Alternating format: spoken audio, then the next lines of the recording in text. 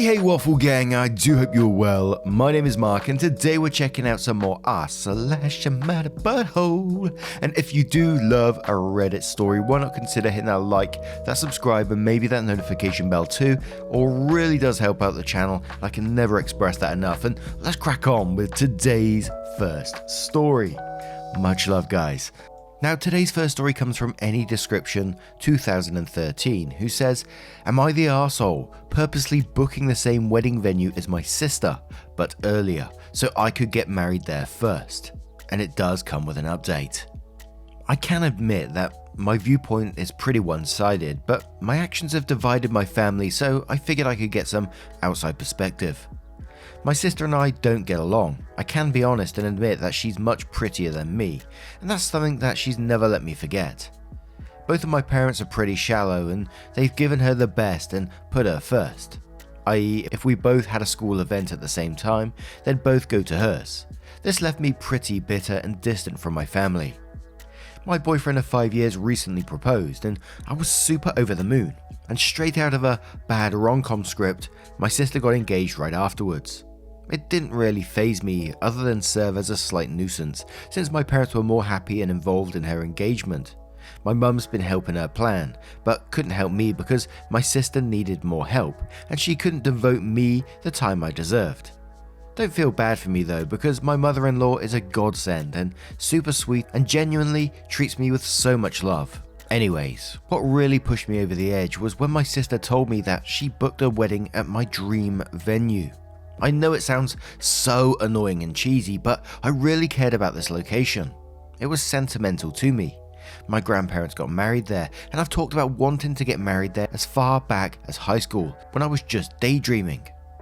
I swear to God, my sister doesn't give an F about my grandparents, but when I brought it up, my parents told me to stop being so petty. In a fit of actual pettiness, I ended up booking the same venue a month before my sister's wedding. I checked with the venue. There's no way my sister can move the wedding up. They're booked up, and if she changes venues, she'll lose her deposit. My mother recently reached out to me and implored me to talk to my sister. I blocked her after the first call, where she tried to ream me out. Apparently, my sister's really distraught, and my mum said the least I could do was try to work something out with my sister, especially over such a huge event. I said no, but my mum said I was an arsehole for not even trying to hear her out and for being so stubborn and petty. I know my mum is biased, but it got me thinking because I've been pretty staunch about ignoring her calls, and some of my cousins have told me she seems genuinely upset. I'm not sure whether or not I was right or if I'm being a giant arsehole by being so stubborn. Edit. I do want to add that I'm wondering if I'm being the arsehole for ignoring my sister, not really for booking the venue. My sister flat out told my cousin that she couldn't care less about the venue and booked it because it was convenient. But suddenly, when I want to get married there too, it means the world to her. I think not. My grandparents practically raised me since my parents were always missing out on my life events, so it was grandma and grandpa who came to support me. I was always going to get married there one way or another. Now, I got to admit, I was pretty conflicted when I read this one, and we do have an update in a moment. And the reason I am conflicted, obviously OP's gone through an absolute shit time growing up. You know, there's resentment there towards the parents and to the sister as well, where she said, you know, she's much prettier than me and that's something she's never let me forget. Then went on to say like the parents are both shallow and they've always given her the best and put her first. And I think with all this resentment and you talking about this being the dream wedding since you were younger, and you've always talked about this venue because of grandma and grandpa, etc. You know, sister didn't really care about the venue, so I can see why you're sort of like, you know, this is the one day I want to have special for me to be the first one to have it. I kind of get it, you know. But the one thing that I hope doesn't happen with OP is, you know, that this whole rivalry, it doesn't come before her actual wedding and she doesn't lose sight of what's important to her, you know, the venue because of grandma and grandpa, and marrying your other half and enjoying the place that you really want to get married and not just trying to, you know, one up your sister or anything like that. I really hope that doesn't happen for OP, and I mean that in the nicest of ways. But New Name says everyone sucks here. All parties involved perpetuate this toxic rivalry between two. Grow up and stop caring so much about who gets married first. Just celebrate supposed love that causes two people to want to tie the knot. That's addressed to all involved in the debacle. I write supposed love because the fact that you both are using marriage date as a race makes me question how much of a motive in marriage the love of your respective soon-to-be spouses is, and how much is just that stupid rivalry. Noki says, I was so inclined to say the opposite, but not the arsehole. Your weddings will be different since food, entertainment and decorations will be different. She doesn't mind that other people have been married there, she only minds if you are married there. Gorkantha says, not the arsehole. Do what everyone else has recommended, but go a step further. Take very good care of your grandparents since they raised you, and see that your parents are betting on the wrong horse. Love them and cherish them. Who knows, maybe they will give you most of their things in the wills. Snoo says, I would go with not the arsehole. You got engaged first. You had been talking about getting married there, so she knew you wanted to, and tried to call it first. You're trying to salvage your dream wedding the best you can. If you want your extended family to come and support you, I'm not sure if this is going to end up being a good thing. Others will see it differently. Some may feel forced to take sides. Your sister and parents are going to be causing all sorts of drama over it. Is it fair to your husband to center his wedding around all of that?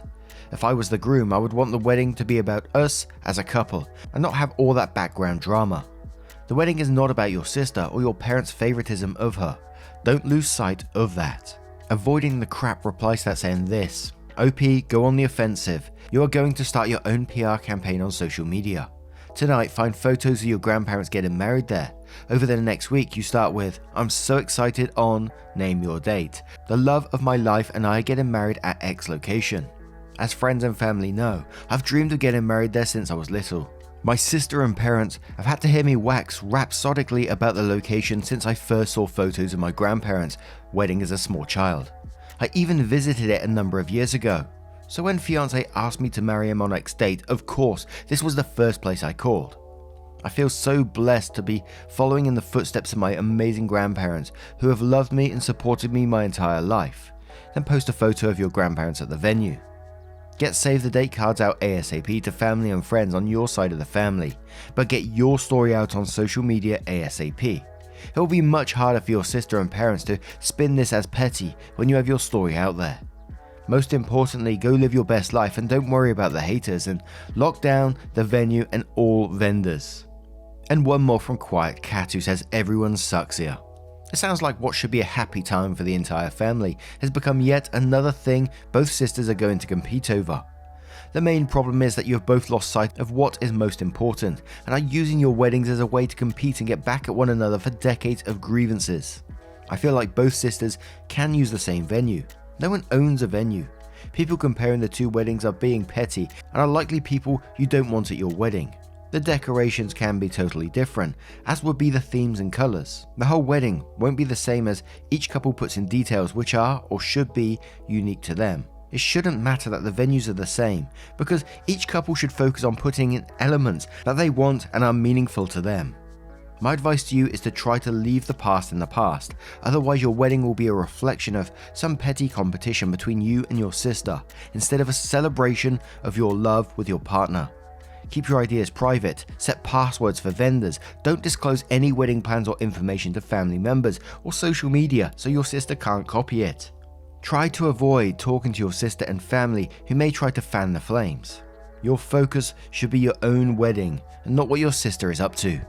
So the update says, hi, I wanted to share an update for this, for the people that have been kind enough to ask. I don't know who will see this or how it works, but I'll copy and paste just in case. I appreciate everyone who took the time to comment. Both the positive and negative comments opened my eyes. I spent my entire life being bullied by my family, and when I had comments from internet strangers roll in trying to make excuses and defend my sister for trying to make my wedding plan all about her, I realized that I would never win, in the sense of doing the right thing. I talked it over with my fiancé and he basically said, "You are literally never happy when you talk about your family. Why'd you keep putting yourself through that?" So I decided to try talking to them, one last time before going no contact, just so I wouldn't have any regrets. Most of you could probably guess what happened. My sister said if I got married at the same venue as her, I'd steal her thunder, and that I was selfish for making my own wedding all about me. I countered with the fact that I've been talking about getting married here for over a decade, so why would she think I wouldn't get married there too? Only for my sister to reply that my venue would be a waste on me because there was no way I could ever plan a wedding as beautiful as hers. Like, what the fuck?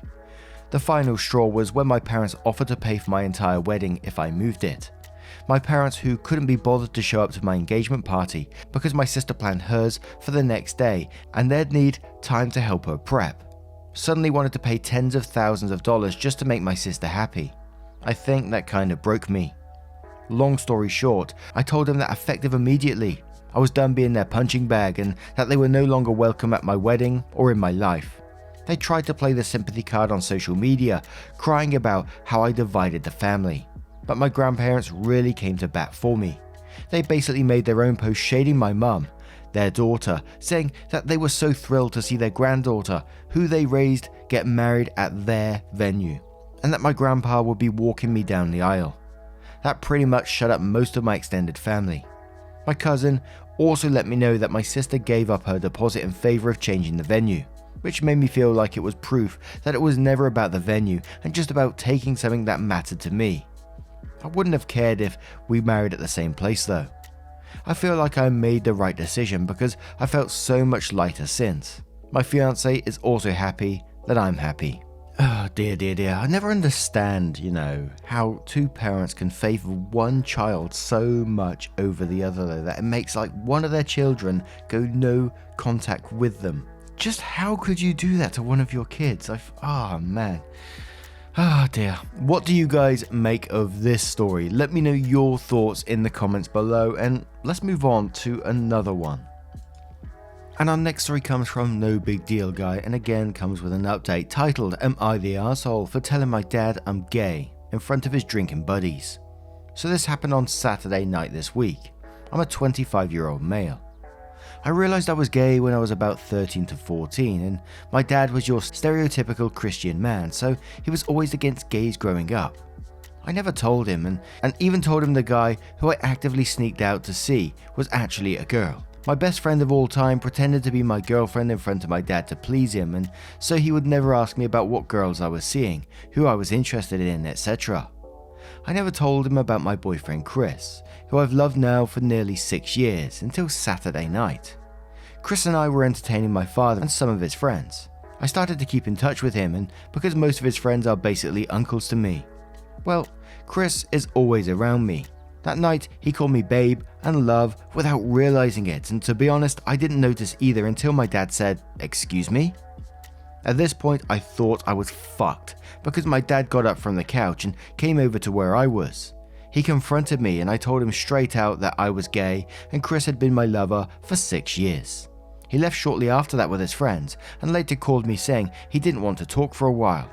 He told me he was disappointed in me, but was the most disappointed that I had lied with my female friend, saying that I was with her all that time. I feel bad for not telling him sooner, but Chris tells me it's not my fault. I was scared to come out. Am I the ass here? And I'll just tell you straight out before we go to the update, it was an overwhelming not the arsehole in this situation. Obviously, a lot of people saying, OP was just looking to protect themselves and OP was just doing what they needed to do. So we're going to go straight into the update to find out what happened next. So I showed my post to Chris and he told me I should include info about my mother since someone might ask me. I actually never knew my mum, and every time I'd ask my dad about her as a kid, he'd change his story based on his current mood. One day she was a one-time fling in his 20s, another she was the love of his life. It was honestly all over the place. According to him though, she sort of just went poof after I was born and he became a single parent. It sucks, but I'm not going to go looking for her now if she couldn't bother to see me growing up. So the update continued. So I just called my dad. I had the most awkward hello and hey exchange with my father. After asking him about work, I just came straight out and explained everything to him. From when I started fake dating my friend to when I kissed a boy for the first time, and he was very silent through the whole thing. When I was done, he told me he was willing to give it a chance to see this side of me he didn't know. He confirmed that he had left because of how shocking it was in that moment. He did admit to me that me being gay makes him a little uncomfortable, but he said he could work at getting over it since it's what I want. He told me he loves me and that he's glad I told him, but he needs a little time to process. I invited him to come to Chris's barbecue this Sunday, and he said he might attend, so I'm feeling so much better. Thanks for all the support, guys. And then a further update came. I had an amazing time at the barbecue today. My dad helped Chris make burgers, and we talked about how his faith didn't prevent him from loving me. He told me he's glad I found someone who can actually cook. I grew up on microwave TV dinners, lol, and that he can tell I'm happy. I mentioned wanting to propose to Chris in private to my dad, and he offered to help buy a ring. I'm so happy everything worked out and that I finally get to be open with my father. Also, the burgers were delicious. My dad even brought over cupcakes to celebrate my coming out. I wanted to thank everyone who helped me and gave me advice on what I should do or how I should handle it. Now, what do you guys make of this one? Let me know your thoughts in the comments below, and let's move on to another story. And this story comes from a throwaway account titled, "Am I the arsehole for still going to my dental appointment after my husband tried to get me to reschedule?" So I, female 34, was having a horrible toothache. I'd taken medication to ease the pain, but it was bad, like you need to go to the dentist level of bad. I scheduled an appointment and was told to come yesterday. My husband's, male 37, best friend Terry, male 33, got into an accident and injured his knee. He has been staying with us for several weeks. My husband looks after him, as he sees him living alone and in need of assistance. I welcomed him to our home, but found myself having to clean up after him and bring him his medication and also cook for him. And if I take a long time to get something done, he'd call my husband and basically tell on me, which makes my husband mad. He says it's temporary, and also since I'm at home 24/7 and he is working, then I should help caring for his friend. It has become quite overwhelming because now I can't leave the house if my husband isn't there with his friend. Like I stated previously about the dental appointment. I told my husband the night before and he pitched a hissy fit saying I can't leave Terry home alone. I suggested he take time off work and stay with him, and he said it wouldn't work with such a short notice. He suggested that I reschedule, but I said no. Even showed him how bad the swelling was. Yet he told me to hold on for another day. He went to work early and I decided I was still going to go. Terry was in the living room. He sleeps on a large mattress in the living room and saw me making my way as my mum was waiting at the door. He asked where I was going and I told him the dental appointment. He had an attitude and raised his voice at me, telling me to go back upstairs and cancel. Mum stepped in and started arguing with him, asking him who he thinks he is. He went on about how he was unable to move and then threatened to call my husband if I stepped a foot out the door. I took my mum and left. He ended up calling my husband, who then tried to call me over and over for 2 hours till I turned my phone off. Instead of returning home, I went to stay with my mum because I was in tremendous pain, and my husband started yelling at me, calling me stubborn for still going after he told me to reschedule and irresponsible for leaving his injured friend home alone. Mum told him off, which escalated the argument between us. He is now currently staying at home along with his friend, while constantly pressuring me to stop hiding behind Mum and come deal with the results of having him leave his job for hours after I blindsided him and went against his wishes. Now, I don't want to play down anyone with an injured knee. I know injured knees are painful as hell, but it almost felt as I was reading through this story that the guy was on his, like he was dying. You know, the absolute lack of respect from both your husband and his friend in this is just mind-blowing, that you need to care for someone with an injured knee 24/7 like this, and you can't even care about your own medical emergencies without getting told off by him. Holy shit. I'd be like, Terry, you're fricking out the house by the end of the day, my friend. That absolute cheeky so-and-so, I can't believe that. Imagine someone taking you in their house, kind enough. I'd be embarrassed, I think, if I had an injured knee and I was living on someone's floor, but hey, we're in that situation anyway. I'm lying on someone's floor right now with my injured knee and saying, hey, where do you think you're going? You can't go out today. I need my medication. And I know I'm chuckling away at this, but it's just the absolute audacity of these two people. But it's clearly more serious than that, just from the point of view that he's putting, his friend's health over yours. Simple as that to me. But Nut Michelle says not the arsehole. Sounds like to me you should continue staying with your mum and let your soon-to-be ex-husband start his new life with his partner Terry. Killer Rain says not the arsehole. He's 33 with an injured knee, not 97 on his deathbed. Since your husband and Terry are on the same side, just give Terry your ring. Clearly your husband loves him more. Jeez. Chap Steve says not the arsehole and don't go home. Face the consequences. These aren't the words of a husband, they're the words of a slave driver. Your husband, who should be supporting you, is acting like Terry is the only important person in the house aside from him, and you should put everything on hold to wait on Terry hand and foot, while your own needs are of no consequence. Terry, it appears, also thinks you are his servant. The fact that your husband berates you if Terry is the least bit put out tells me he values Terry much more than you. Apparently the fact you are in incredible pain was of no matter to him, though I'll bet if it was his toothache, he would have gone to the dentist ASAP. Get a police escort to go to your home and get your things, and then it's time to consider filing for divorce. You want nothing more to do with this man, or Terry.